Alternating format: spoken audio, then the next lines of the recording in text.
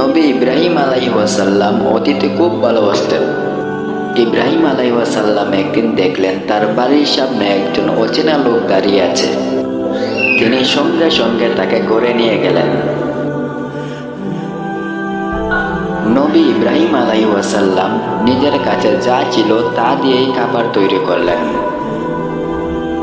এবং অতিথিকে খাবার সামনে দিয়ে বললেন, খাবার শুরু করার আগে আল্লাহর নাম নিন, আমি আল্লাহকে চিনি না। একথা শুনে তিনি কষ্ট পেলেন এবং তাকে ঘর থেকে বের করে দিলেন। কিছুক্ষণ পর আল্লাহ তাআলা ওহী পাঠালেন। আল্লাহ তাআলা বললেন, হে ইব্রাহিম, আমি তো তাকে সারা জীবন রিজিক দিচ্ছি, তবুও সে আমাকে চেনে না, আর তুমি একবেলার জন্য তাকে সহ্য করতে পারলে না। ইব্রাহিম আলাইহিস সালাম অনুতপ্ত হলেন।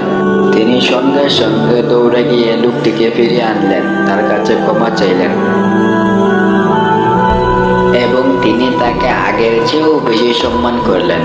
ইব্রাহিম আলাইহিস সালামের এই আচরণ দেখে লোকটির হৃদয় নরম হয়ে গেল এবং তিনি আল্লাহর উপর বিশ্বাস স্থাপন করলেন।